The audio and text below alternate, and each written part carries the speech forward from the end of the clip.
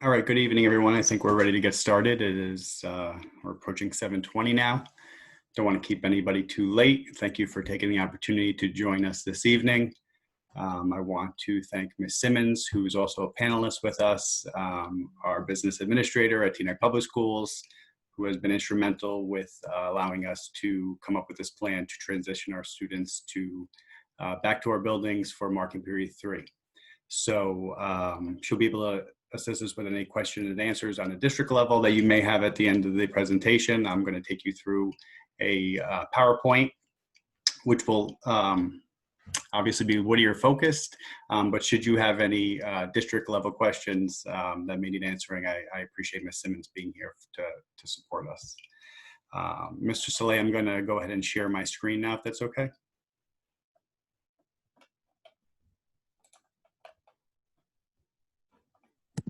You are good to go, Mr. Lejudis.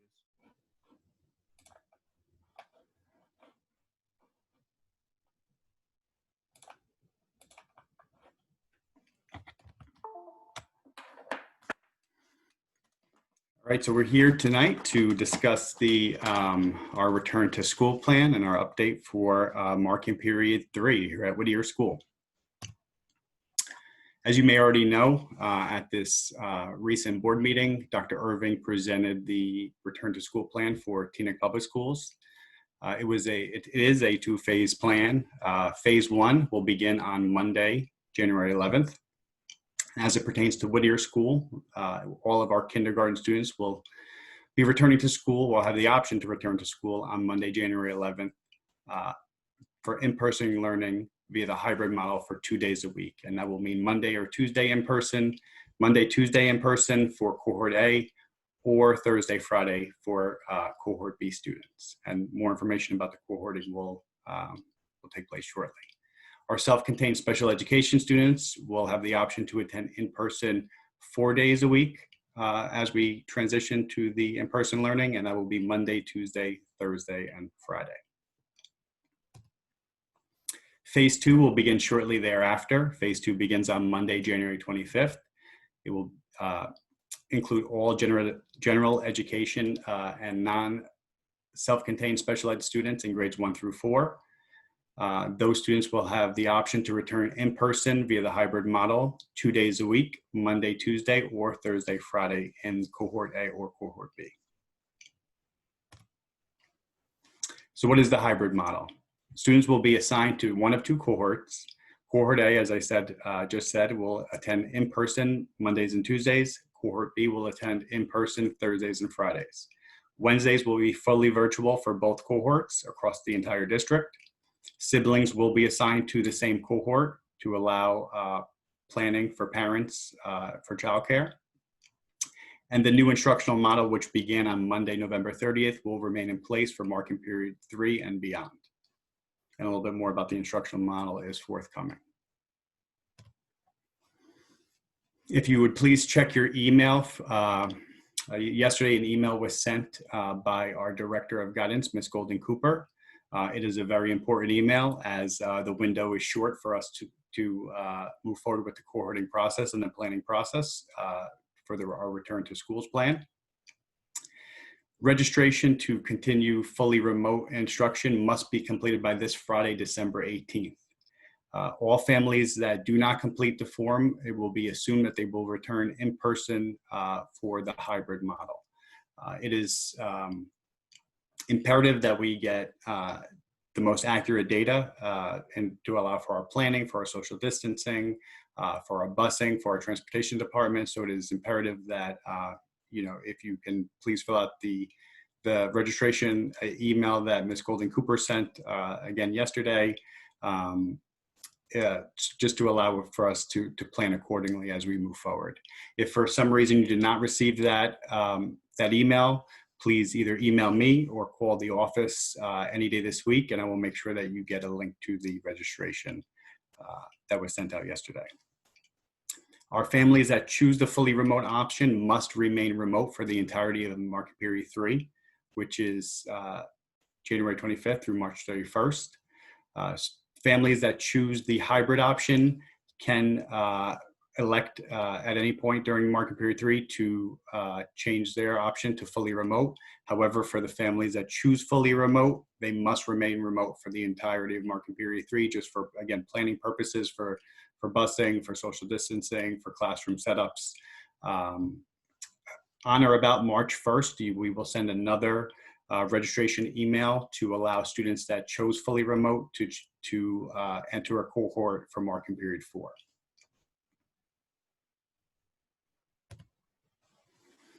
Siblings across the district, not just at Whittier School, but siblings across the district will be placed in the same cohort, again, to just allow parents and families planning for childcare.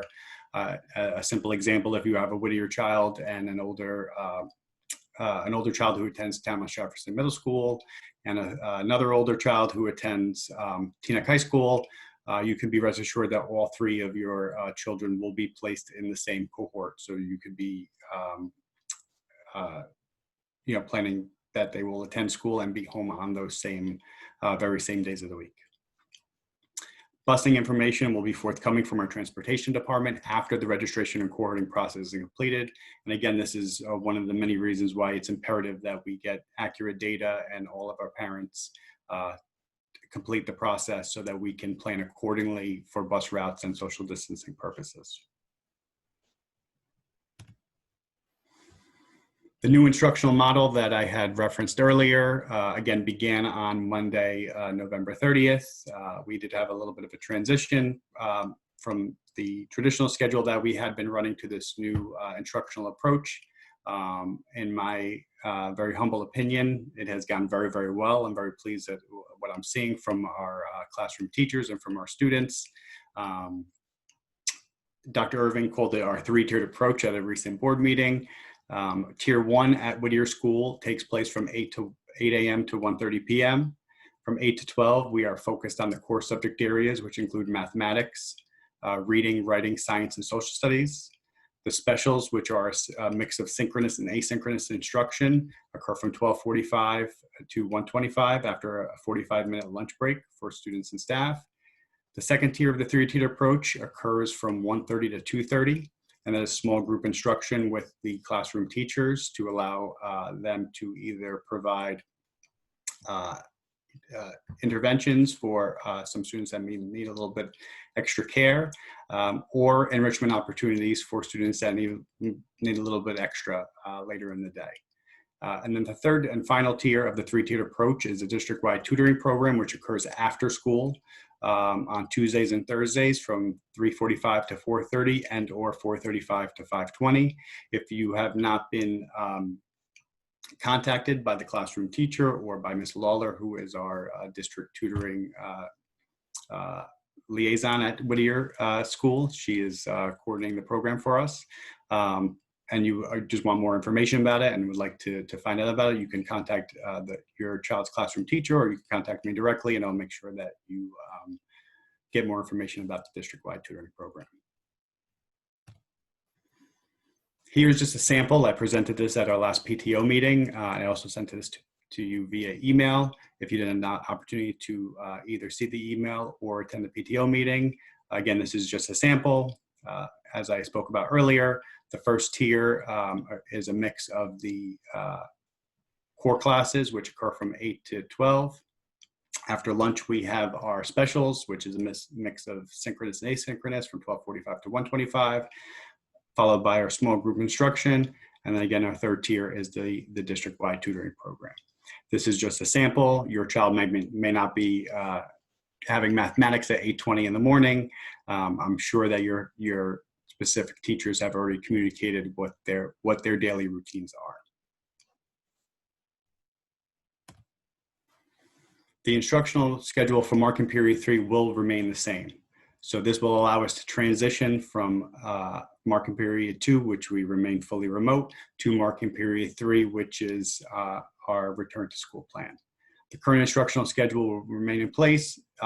Students will be in person on their respective days for cohort A or cohort B, or for our self-contained students on Monday, Tuesday, Thursday, and Friday from 8 a.m. to 12 p.m. Students can receive a grab-and-go lunch at 12 p.m. to eat at home. And then all specials, small group instruction, and the district-wide tutoring program will remain remote for marking period 3.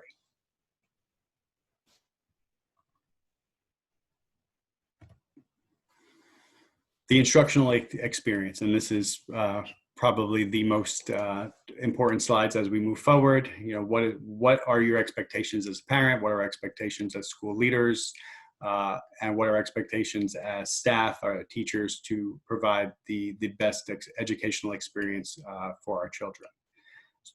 The main point is that both the in-person learners and the at-home learners will receive synchronous direct instruction from their classroom teachers from 8 to 12. Our remote learners will be able to watch their teachers synchronously through the use of the Hovercam and Google Meets, and our in-person learners will be in person with their teachers watching that live instruction from their desks. Teachers will determine the best instructional methods on any given day or for any given activity to ensure that students are learning the material. Remote and in-person learners will be able to collaborate with their peers, whether they're in the classroom or at home in real time through the use of all of the various tools in Google Suite, such as Google Docs, Google Slides, and Google Meets. So it will be a seamless transition for the at-home learners and the in-person learners with the hybrid model. Because all the lessons are housed on the Google Classroom, our in-person learners will need to bring their one-to-one devices with chargers each day. Families are strongly encouraged to charge their devices at night so that our students are coming with fully charged devices. Of course, we want to have a charger in case of emergency. If a particular student forgets their charger at home and comes with a device whose battery is low, we will most definitely have chargers on site for that student. But if every student comes with an uncharged device and no charger, that will be problematic for just the logistics of the day. So it's imperative that for the most part, all of our students bring charged devices every day and their chargers on a daily basis. Textbooks, learning resources, and their notebooks must also accompany our students who are choosing in-person learning.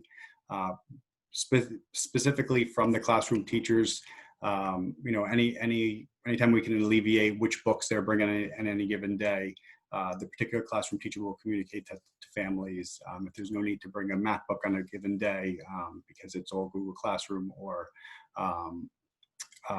you know, virtual materials, if we could ease the load of that book bag on a given morning, I'm sure our teachers will most definitely do that. But for the most part, just be prepared to bring your normal in-person learning items in addition to your Chromebook and charger.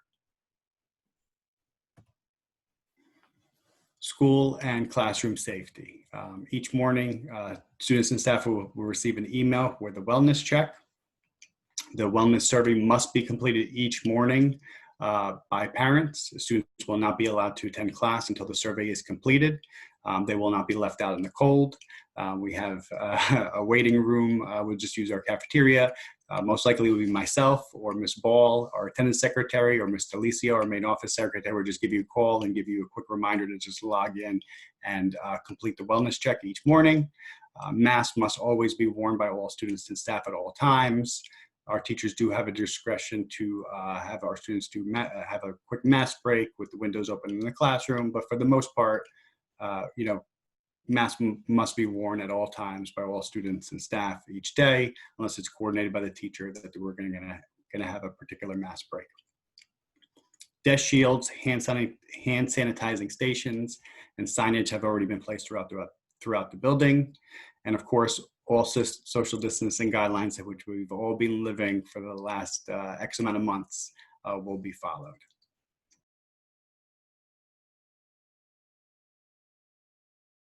Whittier Elementary School. So these are pictures that I took yesterday and today of our building. You can see the signage on the left and the right. The signage on the left are just reminders for our students to practice social distancing. You can find them in the hallways and our stairwells. The sign on the right is a reminder to wash their hands. Those are placed inside and outside of every bathroom at Whittier School.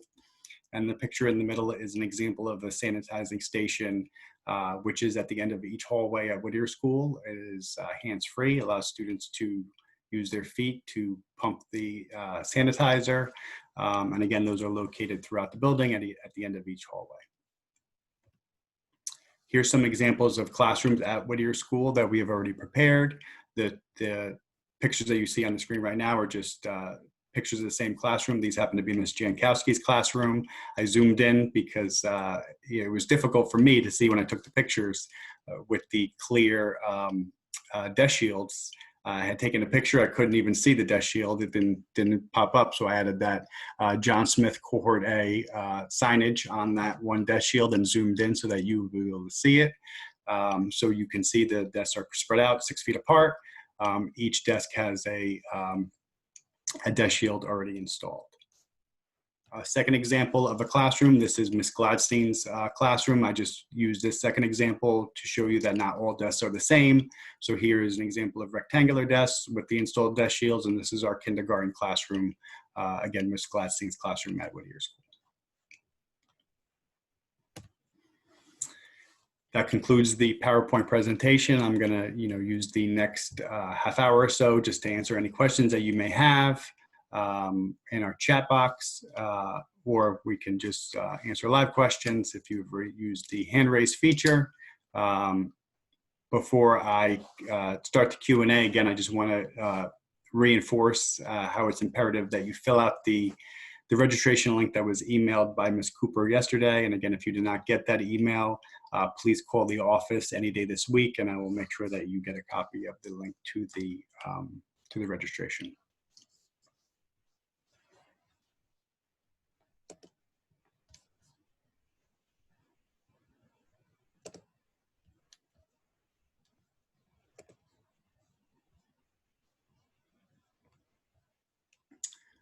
So I do see a question in the chat box, and the question is, what should students do each day from 1:30 to 2:30 on the 2 days where there is no small group instruction?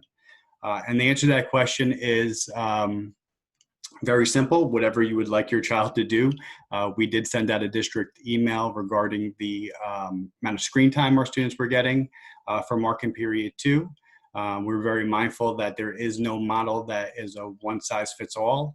I don't have the exact percentages of the responses in front of me. You would forgive me for that, but the majority of the parents that responded said that the current instructional model was too much screen time, and that 4 hours a day was perfect, what they thought was perfect. So the happy medium, as a district, we had decided that to really focus 4 hours a day on the core subject areas, and then to include afternoons to allow for small group instruction, and then for the parents that were asking for even more, that third tier for the district tutoring. So the new instructional model, without getting into the ins and outs, overall was in response to the results of the survey that went out from central office in terms of screen time and how we're moving forward. So we did not reduce the screen time 5 days a week to 4 hours a day, but we did feel that as a district, we did find a happy medium because as I said earlier, there is no one size fits all model. The next question I see here is, will the children eat at home or in school? And they will be eating at home. Again, the grab and go lunches will occur as students exit the building, and whether they're bused or picked up, they can receive a grab and go lunch that will be eaten at home. This will allow for us to avoid large groups such as the cafeterias, and again allow for social distancing. So students will be eating at home, but we will provide lunch.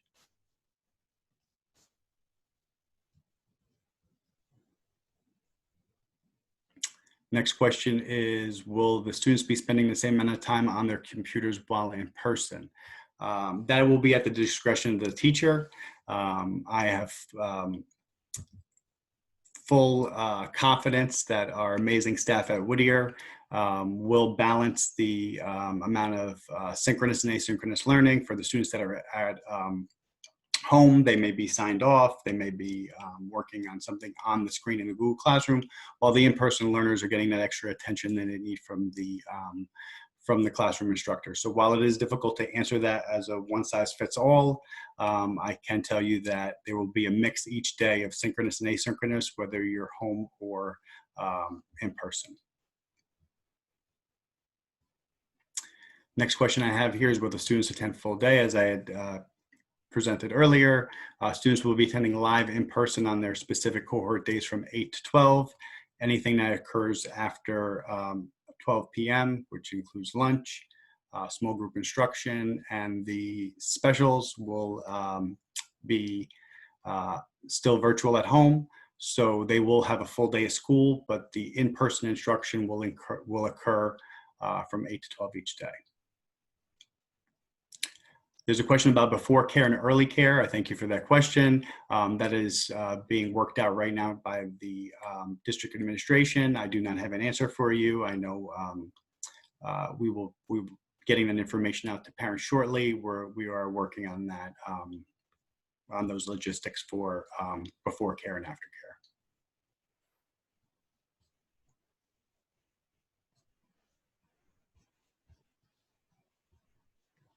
Will temperatures be taken before kids enter the building? Temperatures at this point will not be taken. That is part of the daily wellness check. So as you fill out the survey each morning, one of the questions is, does your child have a specific temperature above, I believe it's 100.4 degrees. So we will not be taking temperatures as students walk into the building at this time, but it is part of the parents' responsibility in terms of that daily wellness check. Ms. Simmons, would you be so kind to answer about the filtration system at Whittier School? Sure. Good evening, everyone. The question is, how is Whittier's school air is filtered?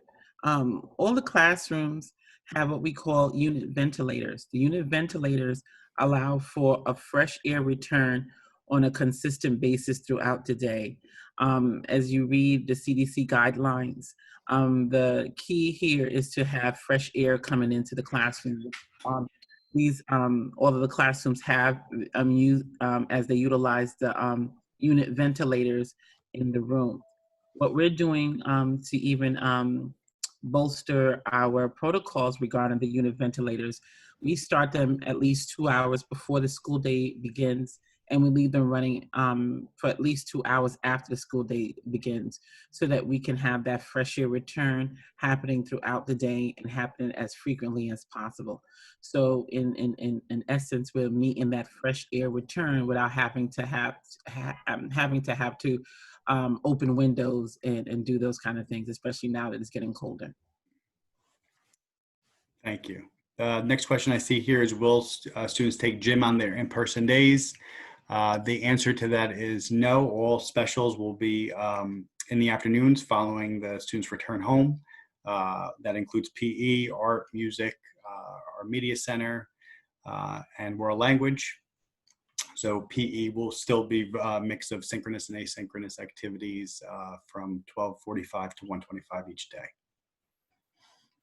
The next question is, if few enough students in one classroom sign up for in-person learning, can those students come in for 4 days a week? At this time, the answer to that question is no.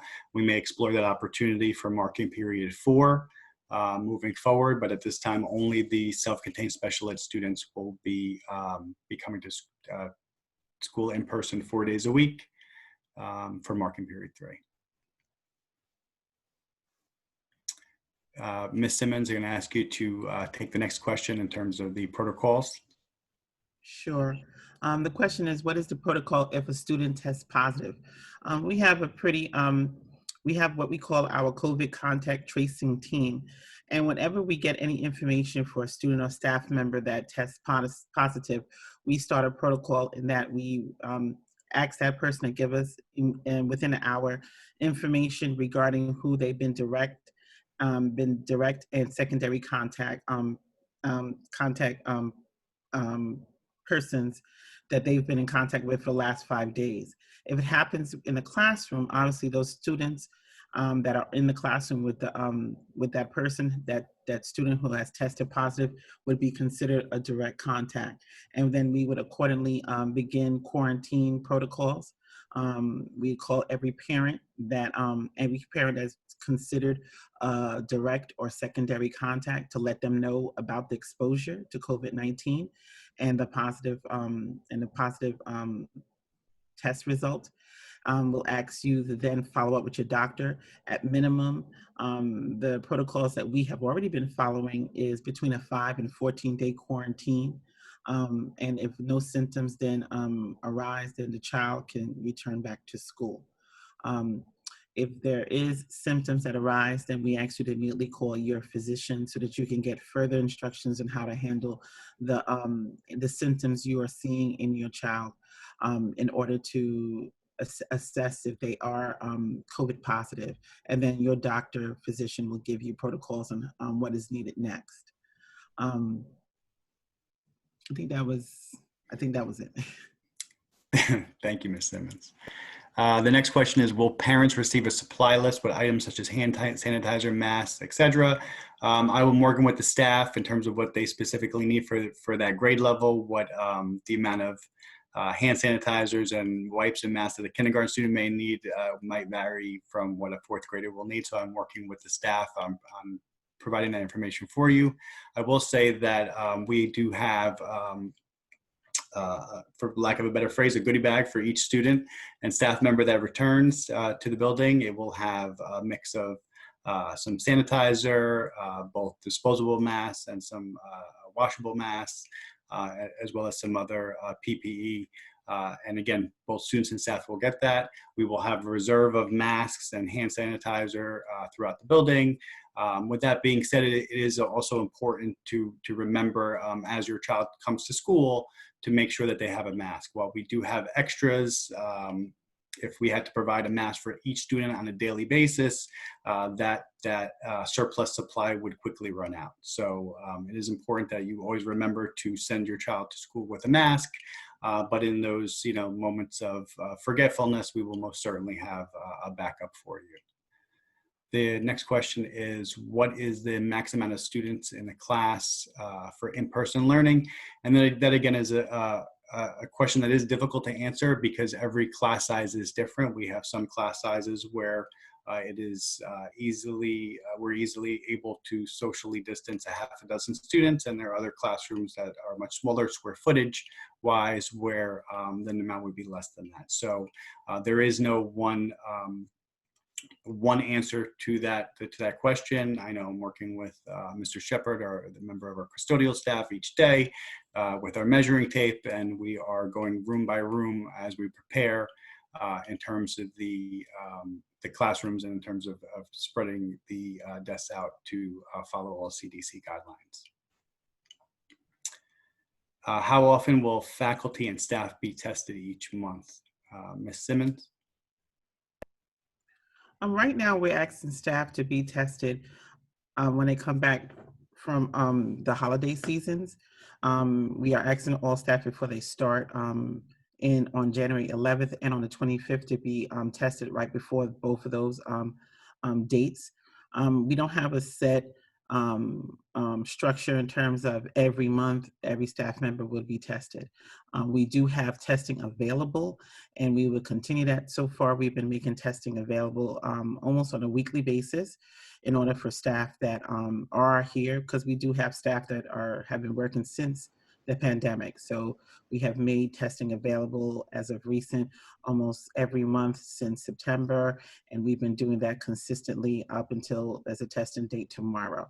So we have testing available and staff has been allowed to take it, but if you are returning, and as you know, the staff is returning on the 11th and on the 25th, we are asking everyone to be tested in order to return.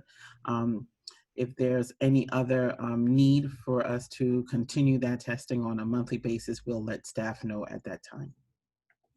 Thank you. The next question I see is, how will students store their coats, hats, jackets, gloves, etc.? the plan that I have, and I think our principals share at the elementary school across the district, we do have bins next to each classroom that's already been prepared. Some classrooms may not warrant those bins where, we have to make sure that students are socially distanced and they're not sharing materials. I will post the PowerPoint that I just presented on our website so you can review it at your leisure tomorrow and moving forward.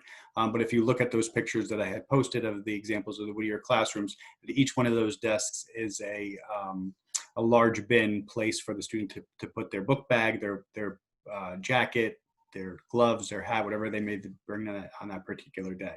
With that being said, if we do have a classroom where only 2 students are returning in a specific cohort, in those cases where it's easy to socially distance 2 students, you can, we can hang them up on the hooks that are in the classroom. If there are 12 students, we will, stick with the bins next to their desk. So it will vary by classroom. That looks to be all of the open questions for now. I'm gonna just gonna give it a few minutes to allow more people to add a quick question in before we end for the evening.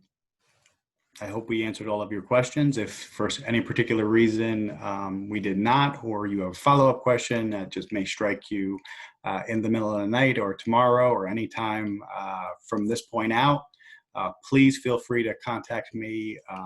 I'll be in the office for the rest of the week, for the rest of the year, God willing. And you can call the office, you can email me at any time with any question. I will get back to you within 24 hours.